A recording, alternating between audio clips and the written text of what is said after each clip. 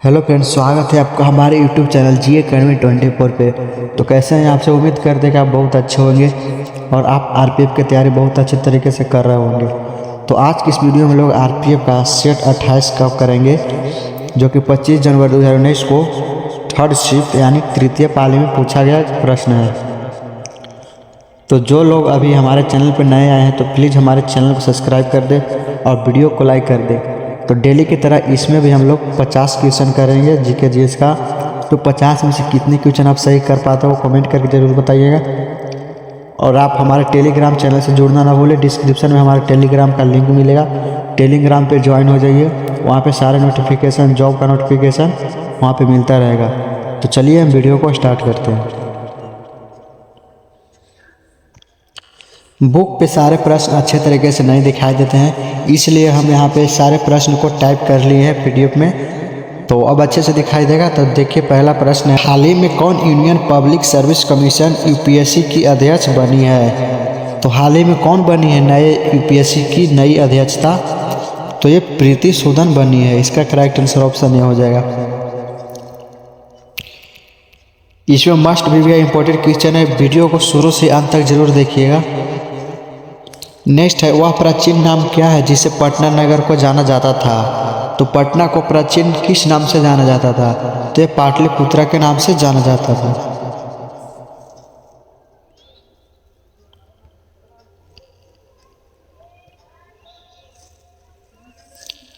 किसे सीमांत गांधी कहा जाता था?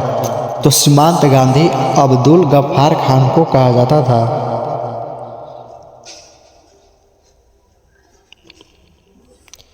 एक गिलास पानी में कितनी कैलोरी मिलती है? तो एक गिलास पानी में 0 कैलोरी मिलती है।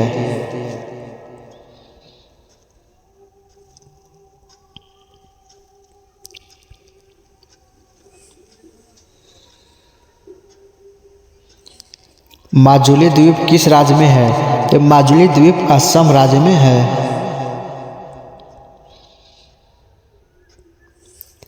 केपी शर्मा ओली भारत की किस पड़ोसी देश के चौथी बार प्रधानमंत्री बने हैं? तो ये नेपाल के देश में चौथी बार प्रधानमंत्री बने हैं केपी शर्मा ओली। नेक्स्ट है, स्पेन की राजधानी क्या है? तो स्पेन की राजधानी मैड्रिड है, मैड्रिड।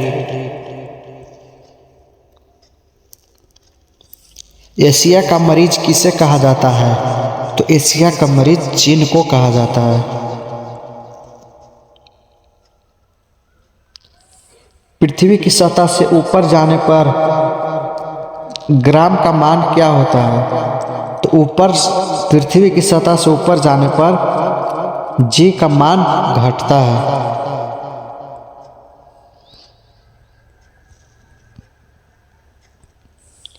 यांत्रिक ऊर्जा को विद्युत ऊर्जा में कौन बदलता है? तो यांत्रिक ऊर्जा को विद्युत ऊर्जा में डायनेमो बदलता है।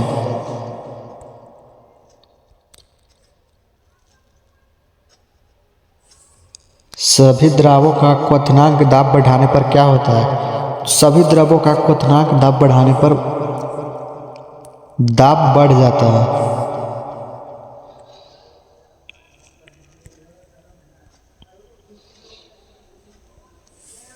प्रधानमंत्री नरेंद्र मोदी जी ने यूनेस्को विश्व धरोहर केंद्र को कितने डॉलर अनुदान देने की घोषणा की है? तो ये $1 मिलियन देने की घोषणा की है। किस अनुच्छेद में जिला न्यायाधीशों की नियुक्ति दी गई है? तो यह अनुच्छेद 233 में दी गई है। किस अनुच्छेद में धन विधेयक को परिभाषित किया गया है? तो धन विधेयक को परिभाषित अनुच्छेद 110 में किया गया है।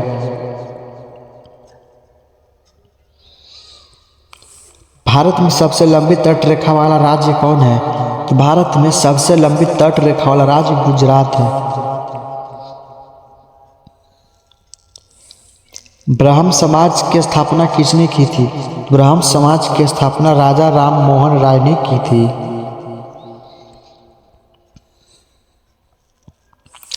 पृथ्वी 1 घंटे में कितने घूम लेती है? तो पृथ्वी 1 घंटे में 15 डिग्री घूम लेती है।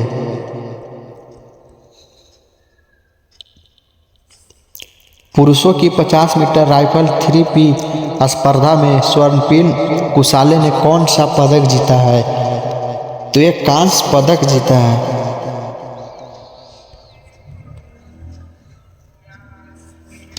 भारतीय गणराज्य के प्रथम सभापति कौन है? भारतीय गणराज्य के प्रथम सभापति सर्वपल्ली राधाकृष्णन है। भारत में सर्वप्रथम भूमिगत ट्रेन कब चली? तो भारत में सर्वप्रथम भूमिगत ट्रेन 1984 में चली है। विश्व में सर्वप्रथम कागजी मुद्रा का आविष्कार कब हुआ था? तो विश्व में सर्वप्रथम कागजी मुद्रा का आविष्कार 1812 में हुआ है।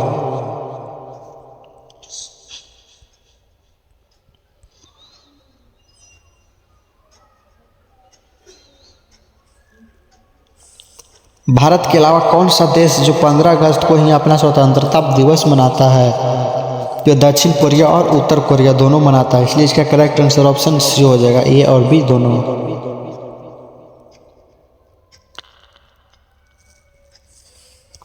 भारत में सोना कहाँ पाया जाता है? तो भारत में सोना कोलार में पाया जाता है, कोलार इसका करेक्ट आंसर हो जाएगा।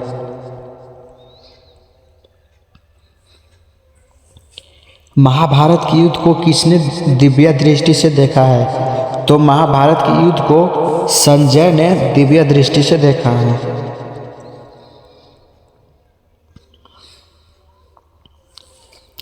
किसने असम राइफल के नए महानिदेशक के रूप में पदभार ग्रहण किया है? तो लेफ्टिनेंट जनरल विकास लखेरा ने किया है।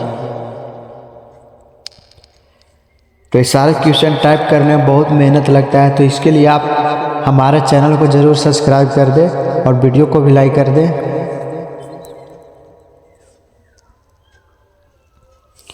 भारत की वह कौन सी नदी है जिसमें हीरे पाए जाते हैं? तो भारत की वो बाघिन नदी है जिसमें हीरा पाया जाता है।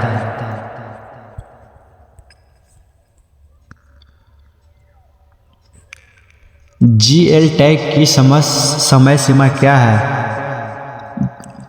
तो इसका समय सीमा 10 वर्ष है।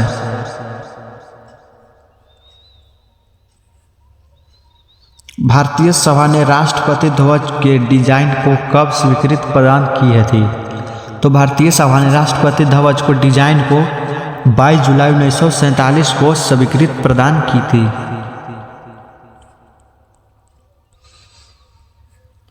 बौद्ध धर्म के प्रचार के लिए अशोक ने किसे श्रीलंका भेजा था? तो बौद्ध धर्म के प्रचार के लिए अशोक ने महेंद्र और संघमित्रा दोनों को भेजा था। इसका करेक्ट आंसर ऑप्शन सी हो जाएगा, ए और बी दोनों।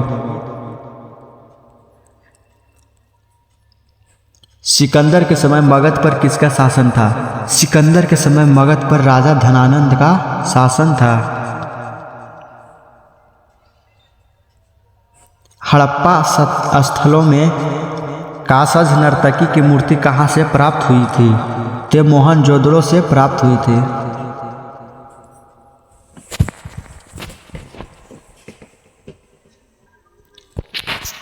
दिल्ली के किस सुल्तान ने अपनी आत्मकथा लिखी? तो दिल्ली के फिरोज शाह तुगलक ने अपनी आत्मकथा लिखी।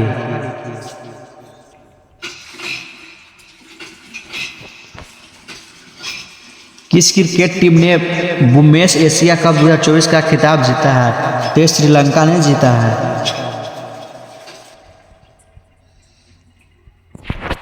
पुर्तगालियों में बीजापुर के शासक यूसुफ आदिल शाह से गोवा कब छीना था? तो 1510 में छीना था। कबीर के उपदेशों का संग्रह है? तो कबीर के उपदेशों का संग्रह बीजक है, बीजक।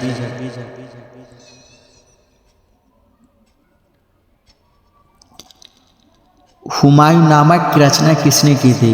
हुमायूंनामा की रचना गुलबदन बेगम ने की थी।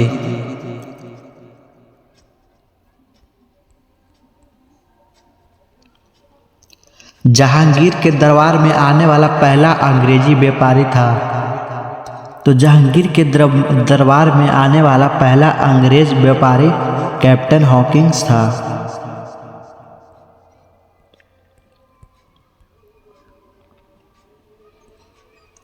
कोलकाता में उच्च न्यायालय की स्थापना कब हुई थी? कोलकाता में उच्च न्यायालय की स्थापना 1862 में हुई थी।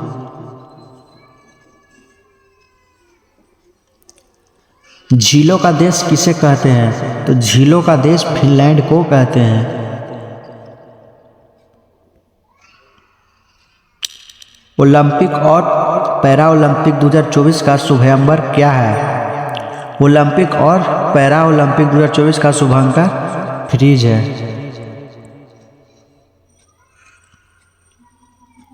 लाल रंग का दिखाई देने वाला ग्रह है, तो लाल रंग का दिखाई देने वाला मंगल ग्रह है। देशांतरों की संख्या कितनी है? तो देशांतरों की संख्या 360 है। कर्क रेखा कहाँ से नहीं गुजरती है? तो कर्क रेखा नेपाल से नहीं गुजरती है। किलायु ज्वालामुखी कहाँ स्थित है? तो किलायु ज्वालामुखी हवाई द्वीप पे स्थित है। विश्व की कुल जनसंख्या का कितना प्रतिशत हिस्सा मैदानों में निवास करता है? तो 90% के हिस्सा मैदानों में निवास करता है।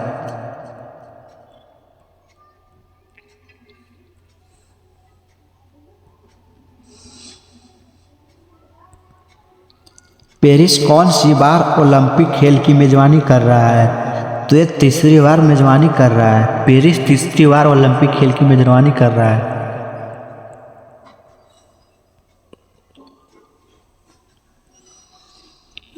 ऑस्ट्रेनली जलप्रपात किस नदी पर स्थित है? तो ऑस्ट्रेनली जलप्रपात कांगो नदी पर स्थित है। विश्व की सबसे बड़ी जहाज रानी नहर है? तो विश्व की सबसे बड़ी जहाज रानी नहर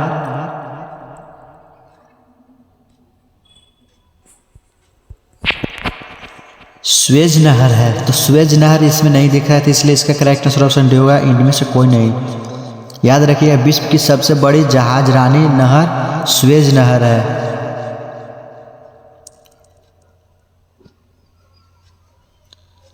स्वेज नहर।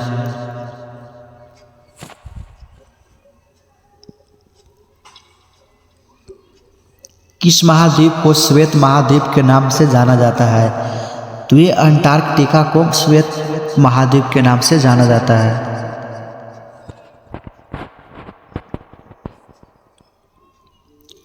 रोम नगर किस नदी पे किनारे बसा है? तो रोम नगर टाइबर नदी के किनारे बसा हुआ है। टाइबर नदी के किनारे। तो इस वीडियो में हम लोग 50 क्वेश्चन कर लिए हैं, जो कि मोस्ट इंपॉर्टेंट क्वेश्चन था। जो इस वीडियो को शुरू से अंत तक देखे होंगे, उनका एग्जाम में बहुत अच्छे तरीके से यहाँ से क्वेश्चन मिलेगा। और अभी तक आप हमारे चैनल को सब्सक्राइब नहीं किए तो प्लीज़ चैनल को सब्सक्राइब कर दें और वीडियो को भी लाइक कर दें और कमेंट करके बताइए 50 में से आप कितने क्वेश्चन सही कर पाए हैं। और डिस्क्रिप्शन में हमारे टेलीग्राम ग्रुप का लिंक दिया हुआ है, आप टेलीग्राम पे ज्वाइन हो जाइए। उस पर सारे क्लास का PDF और सारा जॉब का नोटिफिकेशन मिलता रहेगा। तो चलिए मिलते हैं हम फिर से नेक्स्ट वीडियो में। आज की इस वीडियो में इतना ही। जय हिंद, जय भारत।